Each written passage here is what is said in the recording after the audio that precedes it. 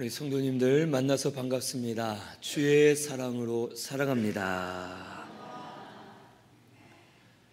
오늘 말씀은 요한복음 21장 4절에서 11절 순종이 살 길이다 라는 제목으로 우리 말씀을 같이 상고합니다.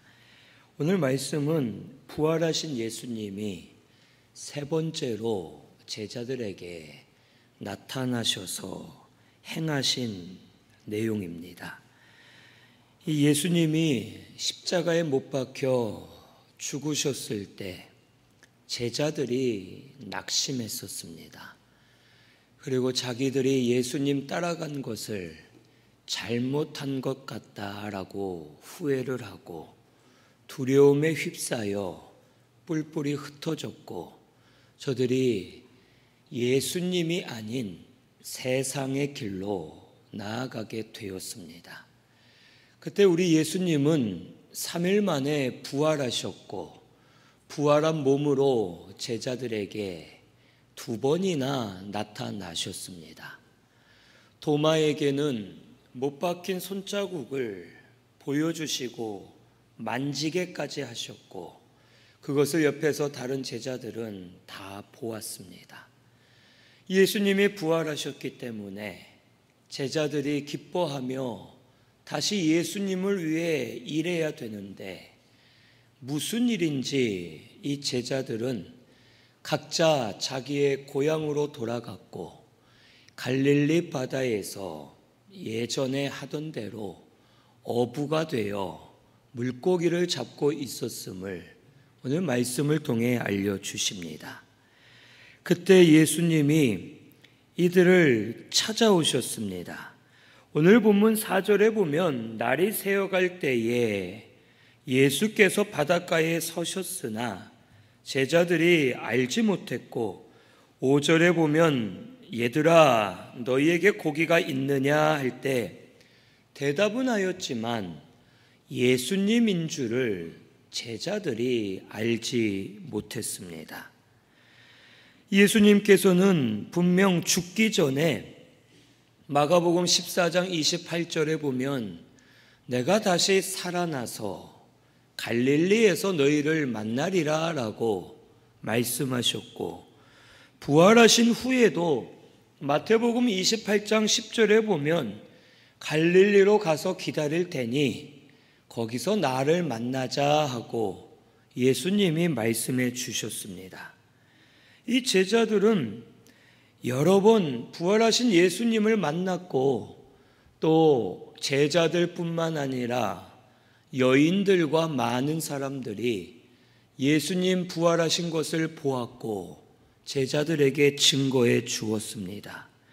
그런데 이 제자들은 예수님을 기다리지 않았고 결국에는 예전의 모습으로 돌아가 갈릴리 바다에서 물고기나 잡고 있는 이런 모습임을 우리에게 가르쳐 주십니다.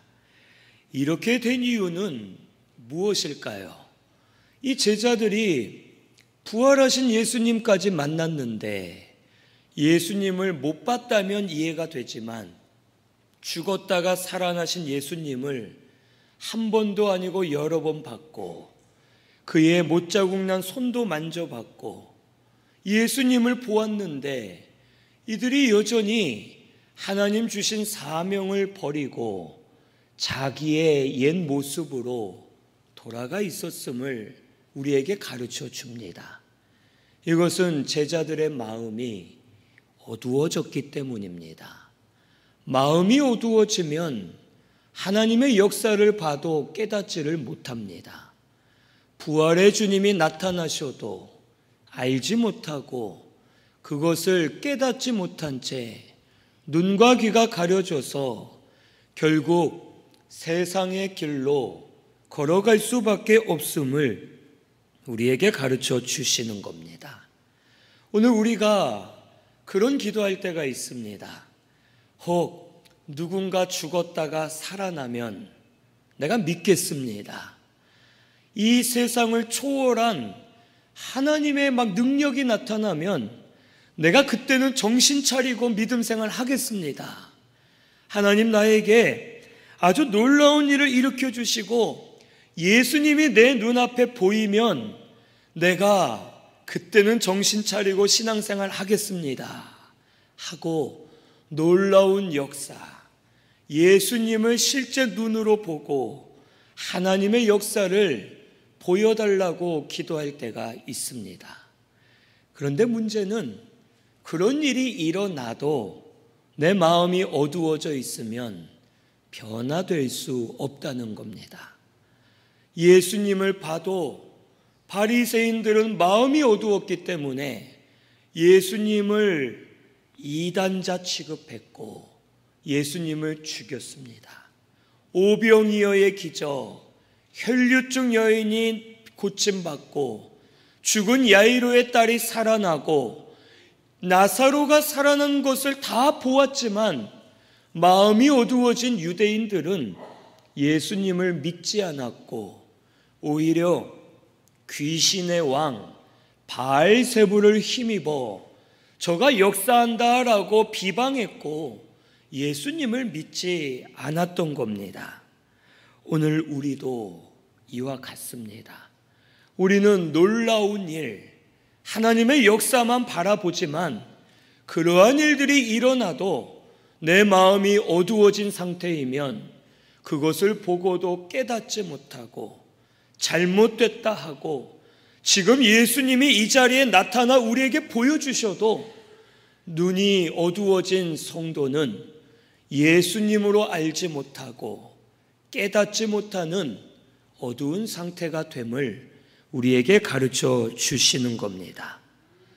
이 제자들은 밤새 고기를 잡았지만 한 마리도 잡지 못했습니다. 마음이 어두워져 있고 하나님을 떠나서 세상적으로 수고를 많이 했지만 결국 되는 일은 아무것도 없었고 모든 것이 막히게 되었던 겁니다. 이 제자들은 어부로서 능통한 사람들이었습니다. 물론 예수님을 따라다녔지만 3년 정도 따라다녔고 그 전에는 평생 어부였습니다. 갈릴리 출신들이었기 때문에 갈릴리 바다 너무 잘 아는 곳이었습니다. 어느 때에 바람이 불고 어느 때에 파도가 심해지고 물이 언제 어떻게 되고 어디에 물고기가 있고 언제 잡으면 잘 잡을지 이 제자들은 다 알고 있는 사람들입니다. 그런데 밤이 새도록 물고기를 잡지 못하는 겁니다. 하나님이 열어주시지 않으면, 도와주시지 않으면 아무것도 될 수 없음을 보여주시는 겁니다. 제자들이 해야 될 것은 물고기 잡으러 가는 게 아니라 하나님께 순종해야 되는 겁니다. 부활하신 예수님을 증거하라 하셨으니 증거하고 주를 위해 살 때에, 순종할 때에 하나님이 열어주시고 주장해 주실 것인데 순종하지 않고 하나님을 떠나 다른 길로 갔기 때문에 하나님께서 막으시고 열어주지 않으신 겁니다. 하지만 물고기가 안 잡힌 것이 하나님의 은혜입니다. 하나님은 안 잡히게 하시면서 제자들이 낙심하고 모든 세상의 방법과 소망이 다 사라졌을 때 예수님을 통해 말씀해 주시는 겁니다. 예수님이 오셔서 뭐라고 하셨습니까? 얘들아, 너희에게 고기가 있느냐? 이 말은 얘들아, 고기 안 잡히지? 너희들 잡은 게 없지? 하고 물어보시는 겁니다. 그러면서 그물을 배 오른편에 던져라. 그리하면 잡으리라 라고 말씀하십니다. 그리고 제자들이 예수님 말씀에 순종했더니 물고기가 그물에 가득 잡히는 역사가 일어나게 되었음을 우리에게 가르쳐 주십니다. 예전의 일이 생각났을 겁니다. 처음 베드로와 제자들을 부르실 때 갈릴리 바다에서 베드로가 밤이 새도록 고기를 못 잡고 그물을 정리하고 있을 때 예수님이 베드로의 배에 타셨습니다. 물가에 있는 사람들에게 말씀을 전하시고 베드로에게 깊은 곳에 가서 그물을 내려라 라고 말씀하십니다. 그때 베드로는 예수님, 잡은 것이 없지만은 이라고 말하는데 그 뜻은 그겁니다. 제가 밤이 새도록 잡았지만 안 잡혔습니다. 오늘은 잡힐 날이 아닌 것 같습니다. 하지만 말씀에 의지하여 그물을 내리리라 했을 때 그물이 찢어질 정도로 물고기가 많이 잡히는 역사를 베드로는 체험하여 예수님을 따라갔고 그때의 일들이 떠올랐던 겁니다.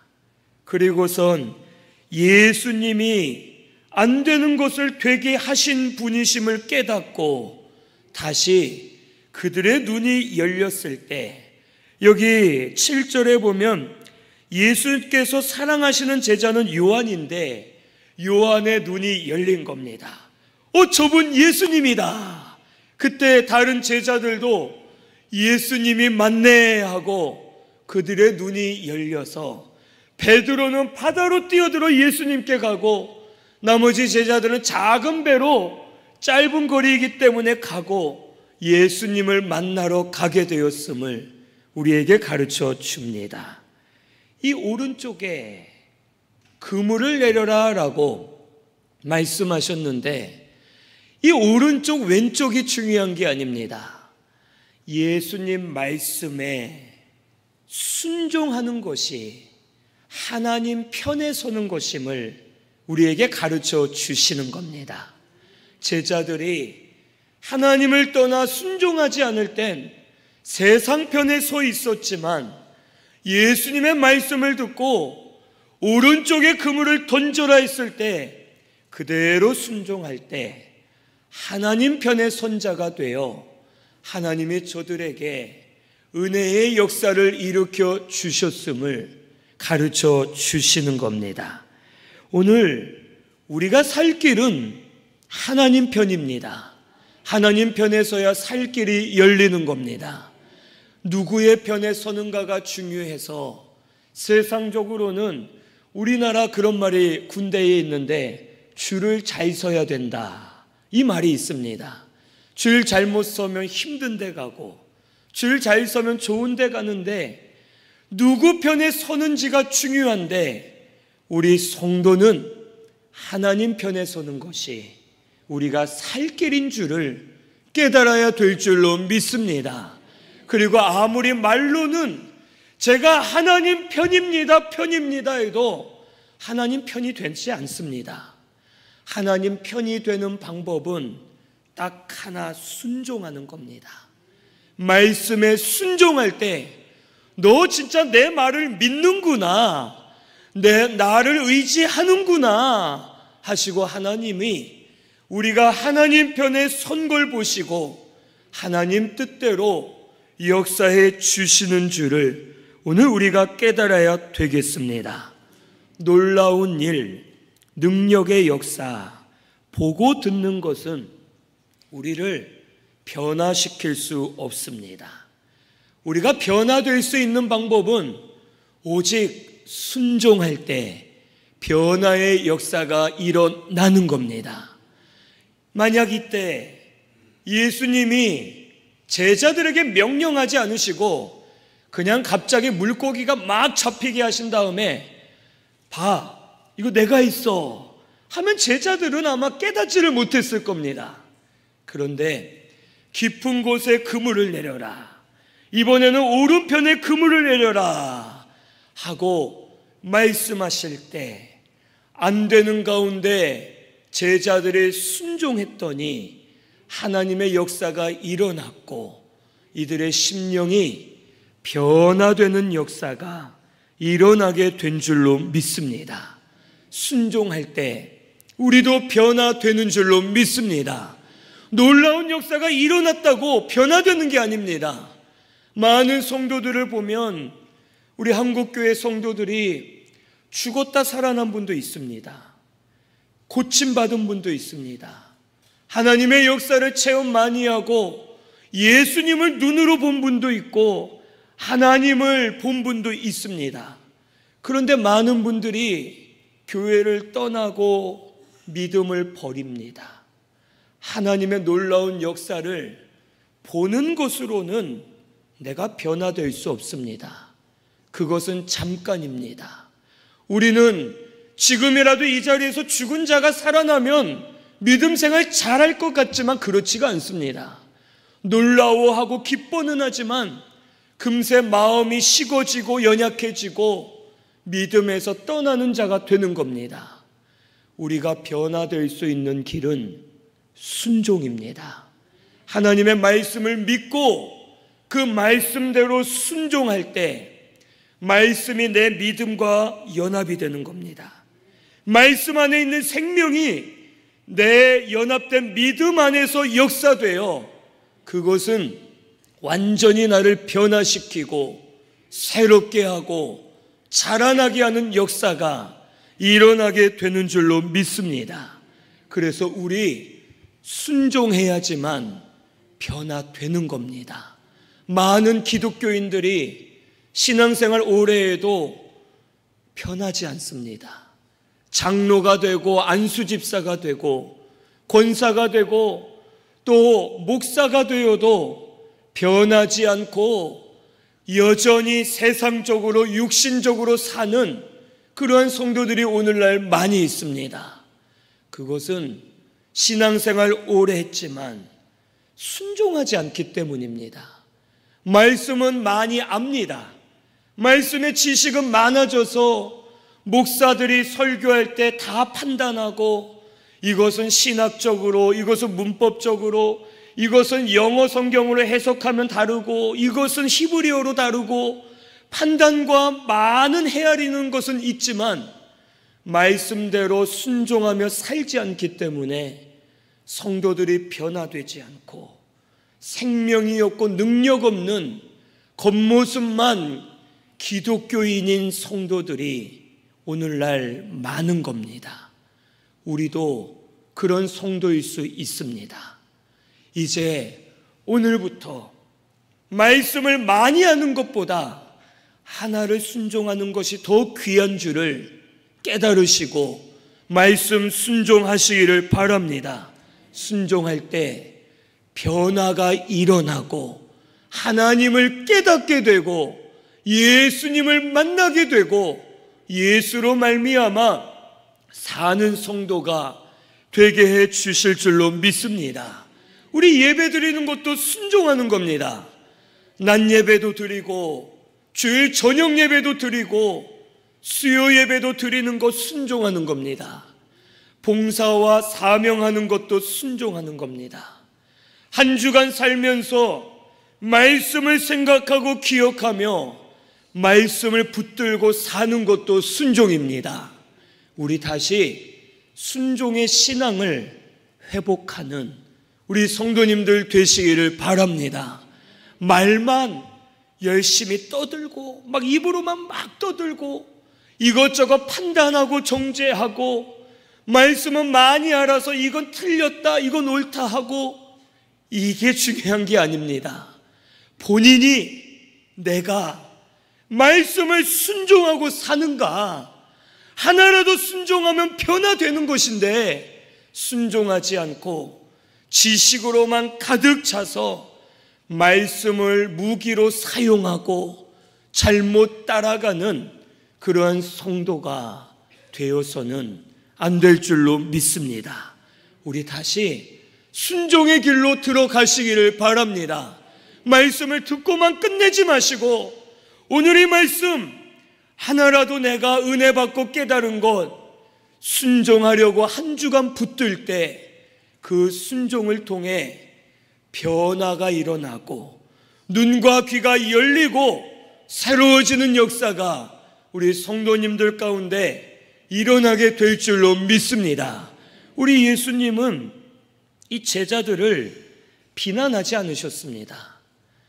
이 제자들을 찾아오셔서 얘들아, 고기가 없지, 내 말대로 한번 해보렴, 오른편에 그물을 내려라 하고, 제자들이 예수님을 알아봤을 때에도 예수님은 숯불에 떡과 고기를 준비해 놓고 계시고 제자들을 먹여주시는 겁니다. 저 같으면 이놈들 내가 부활해서 몇 번이나 보여줬는데 아직도 날 몰라 하고서 아마 뭐라고 했을 것 같습니다. 근데 예수님은 책망하지 않으시고 제자들이 다시 일어나서 심령들이 변화되어서 다시 순종의 자리로 돌아가기를 원하셨던 겁니다. 오늘 우리 성도님들도 지금 예수님이 순종의 자리로 돌아오기를 원하고 계시는 줄로 믿습니다. 지금 다시 일어서면 순종할 수 있도록 환경들을 만들어 주실 것이고, 내가 할 수 없지만 하나님께서 도와주셔서 되게 하실 것이고, 순종할 수 있도록 우리의 길을 열어주실 줄로 믿습니다. 우리 순종의 신앙으로 다시 돌아가는 우리 신순교회 성도님들 되시기를 바랍니다. 여기 물고기가 많이 잡혔는데 예수님께서 10절에 이렇게 말씀하십니다. 떡과 생선이 있는데도 지금 잡은 생선을 가져오라라고 말씀하십니다. 왜 이러셨을까요? 물고기를 이미 준비해 놓으셨는데 지금 그물에 잡힌 물고기를 가져오라고 하십니다. 그것은 너희들이 물고기가 얼마나 잡혔는지 확인해 봐라, 하나님의 역사가 어떤지 확인해 봐라 라는 뜻입니다. 그리고 가서 보았더니 몇 마리가 잡혔습니까? 153마리, 153. 이 숫자가 뭘 의미하는지 아십니까? 저도 잘 모르겠습니다. 숫자는 중요하지 않습니다. 이거를 어떻게 해석하고 그거 다 옳지 않습니다. 153마리, 우리 모나미 볼펜, 옛날에 하얀 볼펜에도 153 적혀 있는데 이 말씀을 보고 회장님이 했다고 했는데 그건 중요하지 않습니다. 숫자는 중요하지 않고, 이 100마리가 넘는 물고기가 그물에 잡혔다는 것은 그물이 어부의 상식으로는 찢어져야 되는 많은 수라는 뜻입니다. 그물이 찢어져야 되는데 오늘 말씀에 그물이 어떻게 됐습니까? 찢어지지 않았다는 겁니다. 이것을 예수님은 제자들에게 확인하라 하신 겁니다. 세상을 향해서, 하나님을 떠나 세상을 향해 어두운 마음으로 구하고 찾고 쌓은 것들은 언제든지 찢어지고 무너지고 사라질 수밖에 없습니다. 하지만 순종하여 하나님이 주신 것은 찢어지지 않는다는 뜻입니다. 하나님이 지켜주시는 겁니다. 많아서가 아니라 적어서가 아니라 하나님이 주셨기 때문에 하나님이 책임져 주시고, 그것이 없어지면 더 좋은 것으로 채워주시고, 하나님이 찢어지지 않도록, 없어지지 않도록 지켜주시고 인도해 주실 것을 우리에게 가르쳐 주시는 겁니다. 세상적으로는 내가 계획을 아무리 잘 세워도 내 계획대로 됩니까, 안 됩니까? 절대 안 되죠. 이 아무리 노력을 해도 왜 슬픈 예감은 틀리지가 않는가? 이런 노래도 있을 정도로 정말 내가 아무리 계획을 세워도 갑자기 상상 못할 일이 생기고 쌓아두어도 사라지게 되고, 세상적으로는 내가 노력해도 지킬 수가 없습니다. 하지만 순종하여 하나님이 우리에게 주신 것은 하나님이 지켜주시는 겁니다. 하나님이 우리에게 붙들어 주시고, 그것이 없어지면 더 좋은 것을 채워주시면서 순종하는 자에게 역사해 주실 것을 가르쳐 주시는 겁니다. 이제 우리 더 이상 세상적인 방법으로 믿음을 떠나서 하나님과 상관없이 얻으려 쌓으려 하지 마시고 이제는 말씀 순종하시면서 하나님이 주신 것으로 받아 누리며 사는 저와 우리 성도님들 되시기를 바랍니다. 하나님이 순종하는 자에게 역사해 주실 줄로 믿습니다. 오늘 이 말씀은 순종하면 그물이 찢어질 정도로 많이 주신다는 뜻이 아닙니다. 순종하면 내가 변화되어 내 심령의 어두움이 사라지고 눈과 귀가 열리게 해 주신다는 뜻입니다. 그럴 때에 하나님이 필요한 것은 부어주실 것이고 그것을 하나님이 지켜주실 것이고 하나님 은혜로 살 길이 열리는 성도가 되게 해 주실 줄로 믿습니다.